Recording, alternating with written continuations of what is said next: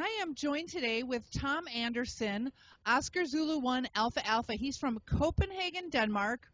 Well, originally, because right now he is on the road. For the last 5 years, he's been cycling around the world. He's been meeting lots of hams and regular folks along the way. And so far, he's bicycled over 30,000 miles and 2,000 days on the road. Welcome aboard, Tom. Thank you very much. Good to be here. Oh, it's great to have you. So glad you could take time out from being on the road. Kind of give everybody a feel for what's got you started to even begin this endeavor. I'm from Denmark, and that's a place where we like to ride our bicycles. So kind of riding the bicycle, that was nothing new for me. I always rode to school and university and even to my job. And I also started to travel. And at some point I thought, hey, what if I can combine my two big passions, that is like riding my bicycle and travel. And I started just with smaller trips. I did like summer holidays, 2 weeks rides in Europe. Then at some point I did a longer ride. I was for 2 months in India, crossing India from south to north. And that was where I realized I kind of like this adventure kind of part of the whole thing as well. And then I was reading some books about people who cycled all around the world, and I was reading blogs on the internet, and I decided, hey, I want to do this as well. So the first country you crossed entirely, would that be Denmark or was that India? Well, I started this trip. This trip has been going on for 5 years, and I started back home in Copenhagen, my city, Copenhagen in Denmark, and that was on the 2nd of October 2010.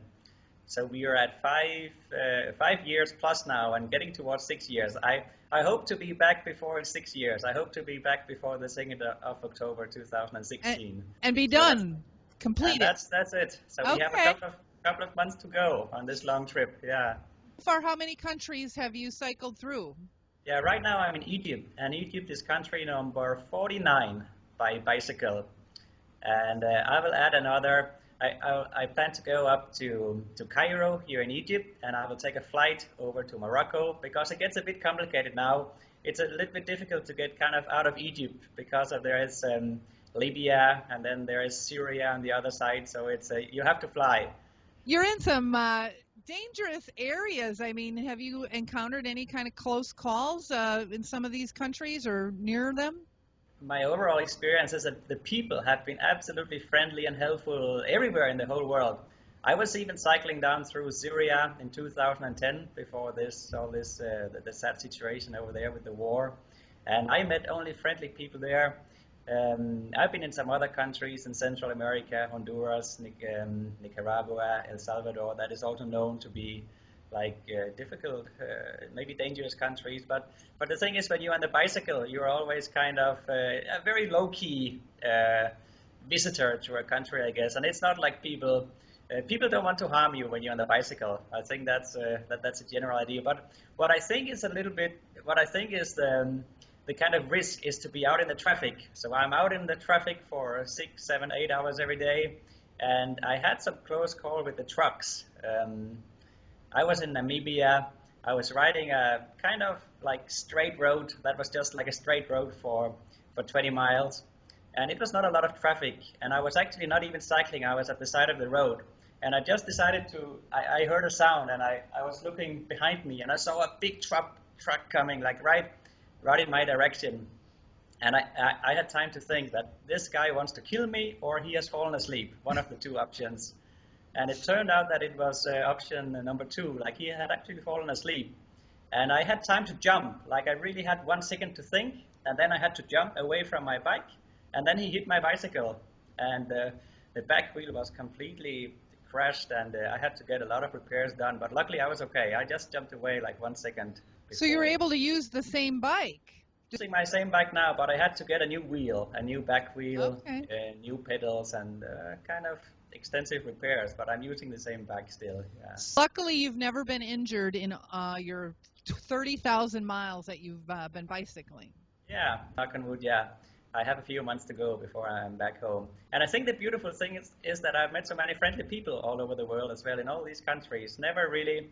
I had my phone stolen once in Peru. I guess that's normal. That could happen everywhere. And Yeah, even back home, like people steal bicycles and stuff, but I never lost anything serious, and I think that's beautiful. That's a beautiful thing. Now, you were mentioning that you have to fly around a lot, you and your bike and all your, your personal belongings. So, are you self-funding this, or are you getting donations, or is this really expensive, or you've managed to keep it pretty low key?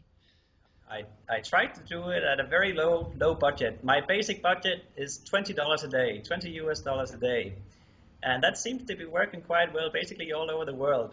When you are in a very expensive countries like countries in Europe or Australia or the US, of course I need to use my tent. I have my tent on the bicycle. I'm camping, and in the US I was experienced so much amazing hospitalities from the radio amateurs, from the hams there, that I think I counted. I was in the U.S. for 2 months, and I paid for 2 days in a motel.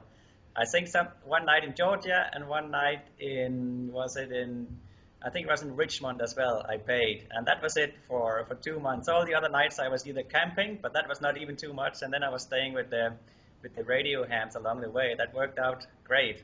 Well, I know you stayed here, so we're exactly glad to have you back next year as well, if you're up for it. I would absolutely love to be back for the barbecue there. Yeah. The hams have helped you out with hosting families and things like that. Has ham radio helped you out in any other way with your adventure? Yes. Right now, I was a month ago. I was trying to get this visa for Sudan, which is very, very difficult to get. And of course, I asked my friends, my ham radio friends, hey, do you know anybody? And there was a few guys who was really doing a lot of help, actually, trying to get this visa for Sudan, like radio hams who have been there on the expeditions and even lived there. Unfortunately, in the end, I didn't get the visa, but it was not for the lack of connections, kind of. I really had very good connections to try to get this visa. In the end, I decided to fly, so I flew over Sudan, and now I'm here in Egypt and cycling again. But if I had more time, if I could spend another month trying to get the visa, I would get it. But I decided, hey, I want to be back in Denmark before when it's still summer, before October. So I decided, okay, now we'll fly. So they say amateur radio opens the doors to the world, I guess not just on the air, but in real life. So that's kind of cool.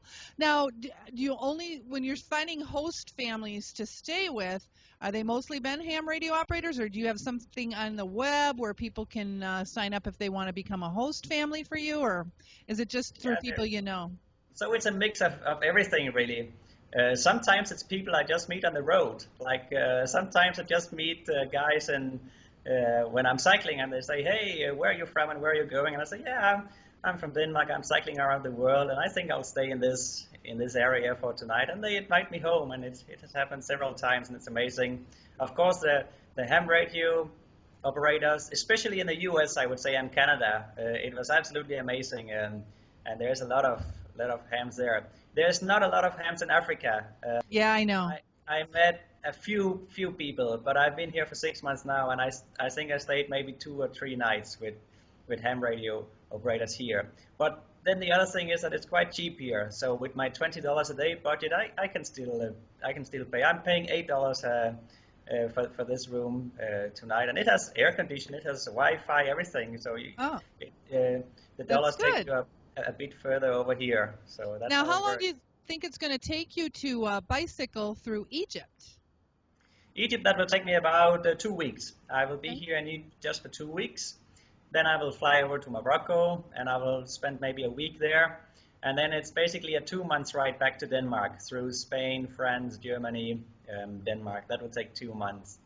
So I'm aiming to be back in Denmark just around the end of September, when it's still kind of nice weather before the fall. So, and then just before it's 6 years on the road, I hope to be back home. That's the plan for now. If our viewers want to follow you on your adventures around the world, what's the best way that they can do that?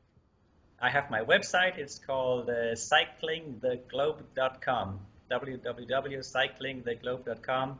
And I'm also on all the kind of modern social media, like Twitter and Instagram and Facebook, and just Cycling the Globe, and you'll find me there.